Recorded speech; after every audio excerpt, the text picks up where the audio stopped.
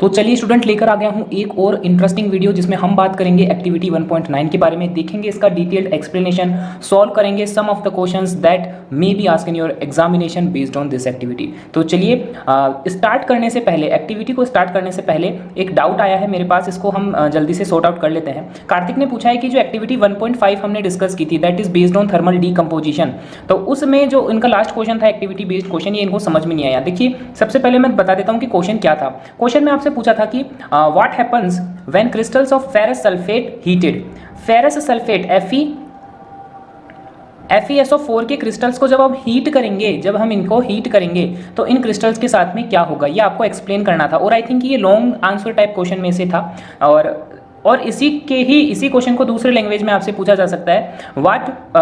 What will you observe when you burn ferrous sulphate in a boiling tube. जब आप ferrous sulphate को boiling tube के अंदर burn करोगे तो आप क्या ऑब्जर्व करोगे। तो आई थिंक इसका बेस्ट सिंपलेस्ट पॉसिबल आंसर ये हो सकता है बेटा, कार्तिक ढंग से सुनना, कि on heating FeSO4 we observe that its green colour turns reddish brown due to the formation of ferric oxide and we also get sulphur dioxide and sulphur trioxide. तो ये सब हमने पूरी एक्टिविटी के अंदर ये हमने डिस्कस किया था कि जब हम फेरस सल्फेट के क्रिस्टल्स को बर्न करेंगे तो इनिशियली इसका कलर रहता था ग्रीन कलर, और जब हम इसको बर्न करेंगे तो क्या होगा, इसका ग्रीन कलर कन्वर्ट हो जाएगा रेडिश ब्राउन कलर के अंदर।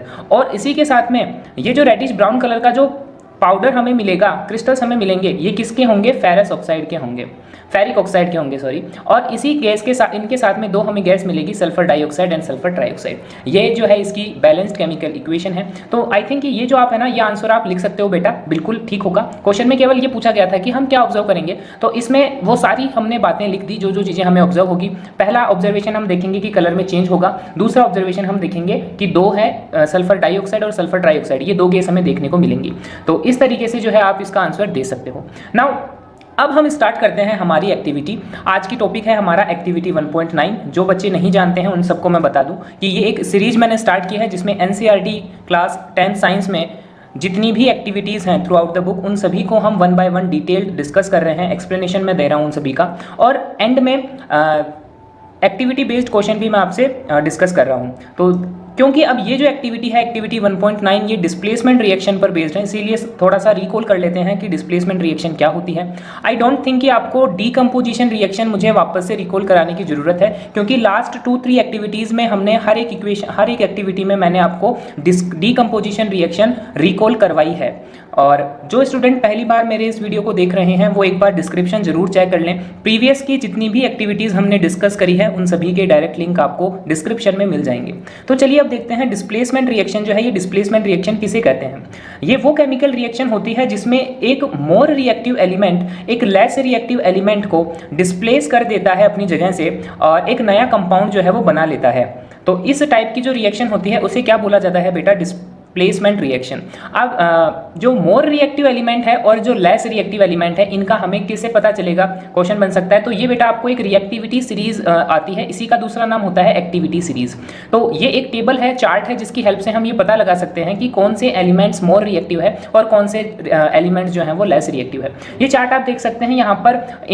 ये जो potassium, sodium, lithium upper most part में इसमें रखे गए हैं, ये हाईली रिएक्टिव माने जाते हैं। जैसे जैसे आप टेबल में नीचे की तरफ चलते जाते हो रिएक्टिविटी जो है वो डिक्रीज हो जाती है, ठीक है। अब ये जो आपको पिंक कलर में जितना पोर्शन दे रखा है, ये जो पिंक कलर में आपको जितना पोर्शन दे रखा है, ये सब है रिएक्ट्स विद वाटर, ये सब वाटर के साथ रिएक्ट कर सकते हैं। देन येलो कलर्ड में जो आपको दे रखे हैं एलिमेंट्स, ये रिएक्ट विद एसिड, ये एसिड के साथ रिएक्ट कर सकते हैं। नाउ हाइड्रोजन जो है इसका यहाँ पर वैसे कोई काम नहीं है, because hydrogen is a non metal and we consider only metals in the reactivity series. Hydrogen बस आपको इसलिए दे रखा है क्योंकि हाइड्रोजन के ऊपर वाले जितने भी एलिमेंट हैं वो सब हाइड्रोजन के आयन को रिप्लेस कर सकते हैं, जबकि नीचे जितने भी एलिमेंट्स दे रखे हैं वो हाइड्रोजन को रिप्लेस नहीं कर सकते, बस इसलिए ये हाइड्रोजन जो है यहाँ पर रखा हुआ है। उसके बाद में कुछ एलिमेंट्स जो हैं वो नीचे हैं, जैसे आप देखोगे कि गोल्ड, प्लेटिनियम, सिल्वर जैसे एलिमेंट्स जो हैं वो सबसे नीचे है टेबल में। तो ये जो है ये सबसे लीस्ट रिएक्टिव माने जाते हैं, जल्दी से किसी के साथ रिएक्शन नहीं करते और इनको जो है सभी एलिमेंट, बाकी के सभी एलिमेंट इनको डिस्प्लेस कर देते हैं, बट ये किसी को भी डिस्प्लेस नहीं कर पाते क्योंकि ये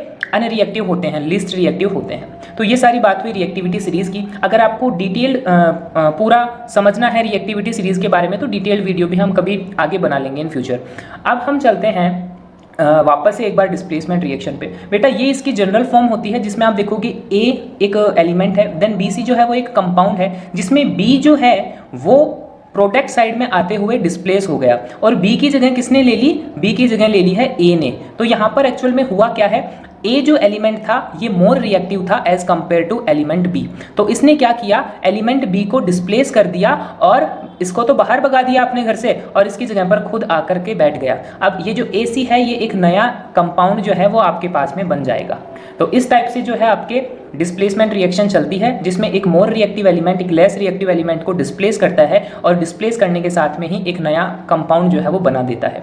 ये सारी बात थी। अब जो है हम स्टार्ट करते हैं, हमारी एक्टिविटी पर आते हैं। पूरा जो बेसिक चीज़ थी मैंने आपको समझा दी। एक्टिविटी को आप रीड कर लेना अपनी बुक से, या फिर आप बुक से नहीं रीड करना चाहते तो वीडियो को पॉज करके स्क्रीन पर ये सभी पॉइंट्स जो हैं वो रीड कर लेना, पूरी एक्टिविटी आपको समझ में आ जाएगी। मैं चल रहा हूँ सीधा डायग्राम पे और सीधा आपको बता रहा हूँ कि क्या कुछ इस एक्टिविटी में हमें बताया गया है। देखो सबसे पहले क्या करना है, आपको 2 टेस्ट ट्यूब लेनी है A और B नाम करके, और दोनों ही टेस्ट ट्यूब में आपको 10 ml कॉपर सल्फेट सॉल्यूशन जो है फिल करना है। अब कॉपर सल्फेट सॉल्यूशन जो है CuSO4 जो है, एक्चुअल में CuSO4 क्रिस्टल लाइन होते हैं, क्रिस्टल्स की फॉर्म में रहते हैं। जब कॉपर सल्फेट के क्रिस्टल्स को आप वाटर में डिसॉल्व कर दोगे तो कॉपर सल्फेट सॉल्यूशन बन करके तैयार हो जाएगा। अब इस सॉल्यूशन को आपको जो है टेस्ट ट्यूब के अंदर फिल करना है। इनिशियली कॉपर सल्फेट सॉल्यूशन जो है वो ब्लू कलर के होते हैं।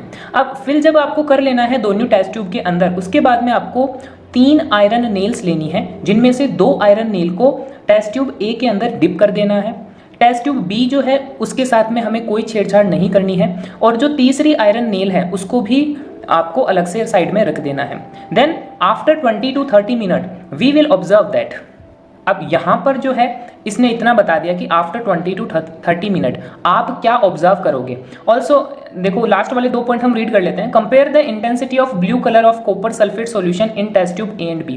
आप क्या ऑब्जर्व करोगे 20 से 30 मिनट के बाद में, और इसमें आपको हिंट दे रखा है कि आपको एक तो कलर ऑब्जर्व करना है, टेस्ट ट्यूब A जिसमें हमने आयरन नील को डिप किया था उसका कलर नोट करना है, और टेस्ट ट्यूब B जिसमें हमने कुछ भी डिप नहीं किया था। इन दोनों टेस्ट ट्यूब के अंदर जो सॉल्यूशन है कॉपर सल्फेट का, इनके कलर्स को आपको नोट करना है। Then also compare the colour of the iron nails dipped in the copper sulphate solution with the one kept aside. दूसरा हिंट इन्होंने दे रखा है, जो आयरन नेल्स हमने डिप करी है टेस्ट ट्यूब A के अंदर, इनका भी आपको कलर नोट करना है। आप इनको बाहर निकाल सकते हो 20 से 30 मिनट के बाद में। देन आपको तीनों जो आयरन नेल हमने ली है इनमें से इन दोनों का कलर को कंपेयर करना है उस तीसरी आयरन नेल के साथ में जिसको हमने डिप नहीं किया था। तो ये जो 2 कंपेयर जो है आपको, ये 2 कंपैरिजन आपको करने हैं। अब आपको आई थिंक ये एक्टिविटी पूरी समझ में आ गई है। अब हम चलते हैं कि कौन कौन से चेंज जो है हमें देखने को मिलेंगे। देखो बेटा सबसे पहला जो हिंट इन्होंने दे रखा था, observe the colour of copper sulphate solution. ठीक है, तो colour of copper sulphate solution में हमें ये नजर आएगा, colour of copper sulphate solution में।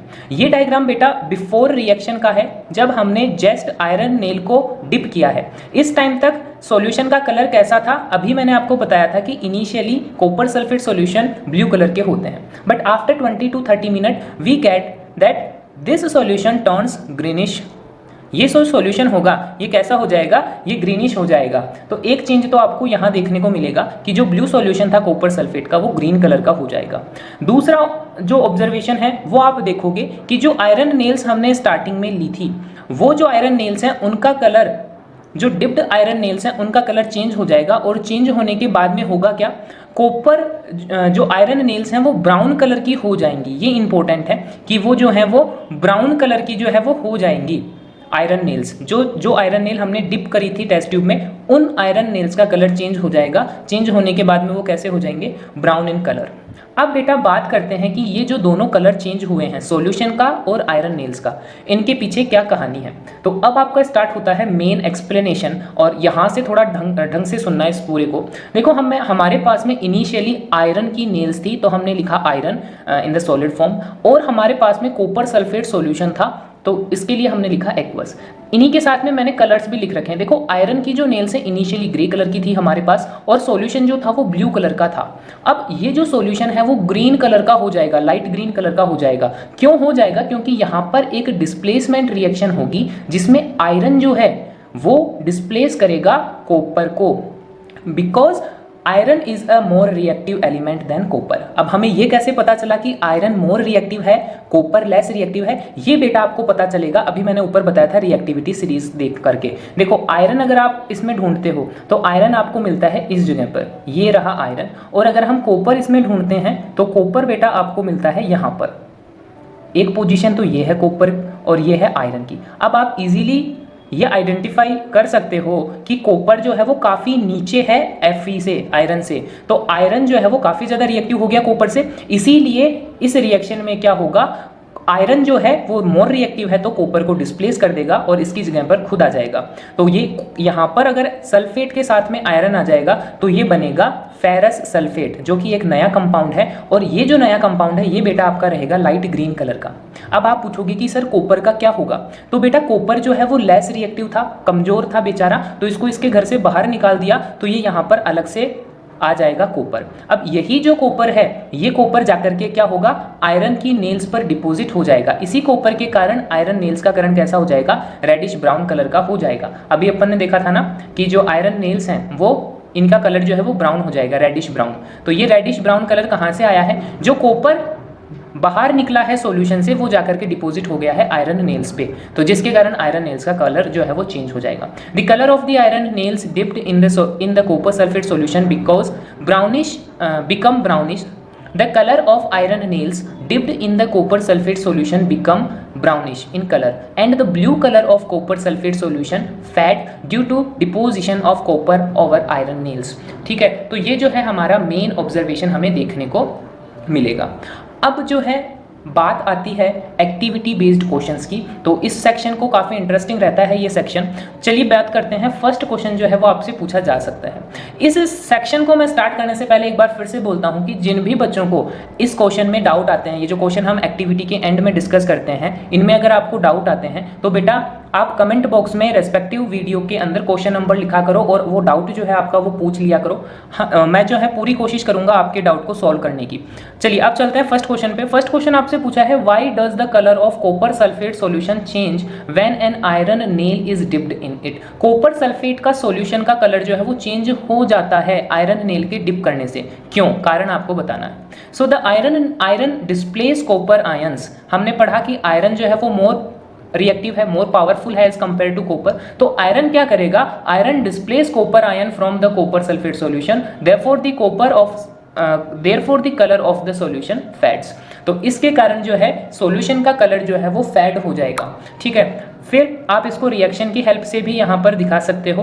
Fe ने कॉपर को डिस्प्लेस किया और फेरस सल्फेट बनाया। इसी फेरस सल्फेट बनने के कारण जो सॉल्यूशन का कलर है वो फेड हो गया। देखो दो वर्ड है, मैं कभी बोल रहा हूँ फेड और मैं बोल रहा हूँ कि लाइट ग्रीन कलर का हो जाएगा, दोनों ठीक है।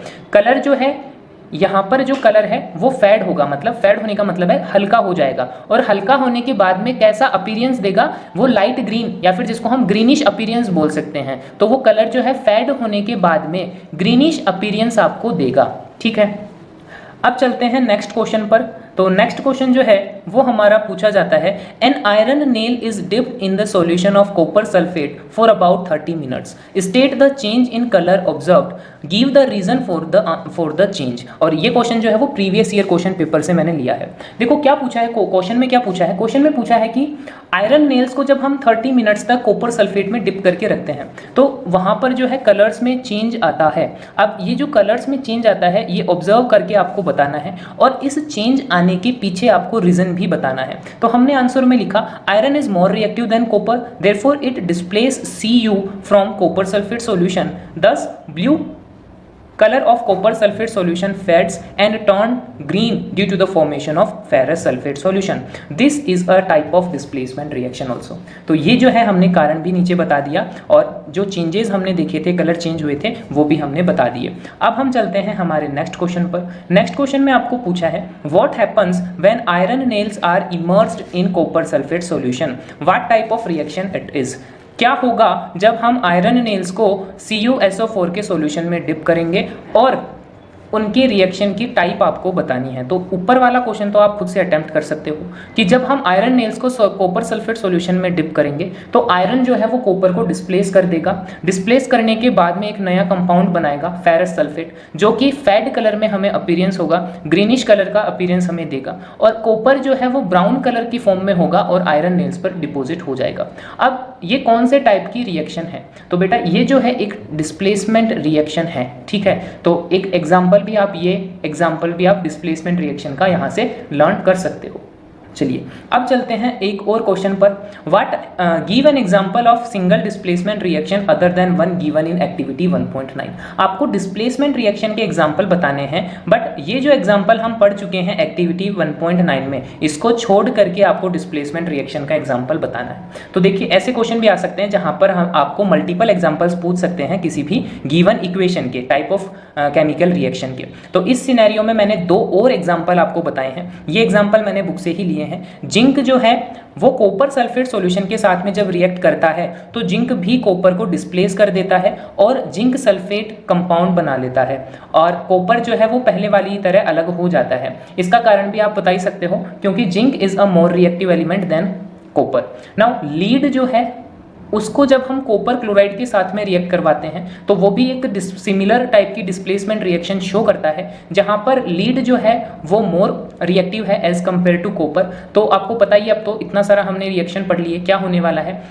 लीड जो है वो क्लोराइड के साथ मिलकर के लीड क्लोराइड नाम करके एक नया कंपाउंड बना लेगा, और कॉपर बेचारा जो है वो अलग से चला जाएगा साइड में, ठीक है। तो ये कुछ इंपॉर्टेंट और इंटरेस्टिंग क्वेश्चंस थे, हमने डिटेल्ड एक्सप्लेनेशन देखा। इसी तरह से और भी एक्टिविटीज़ हम वन बाय वन धीरे धीरे through out the book cover करते जा रहे हैं। अगर आपको इस टाइप की वीडियोज़ अच्छी लगती है तो वीडियोज़ को लाइक करें, चैनल जो है हमारा उसको आप सब्सक्राइब करें, और ज़्यादा से ज़्यादा जो है आपके कमेंट्स जो हैं वो क्यूरीज़ के फॉर्म में हमसे। तो ये थी हमारी आज की क्लास, जिसमें हमने डिस्कस किया एक्टिविटी 1.9 और कुछ क्वेश्चंस जो है हमने एक्टिविटी बेस्ड सॉल्व किए। चलिए मिलता हूँ मैं आपको नेक्स्ट वीडियो में, तब तक के लिए thank you, have a nice day.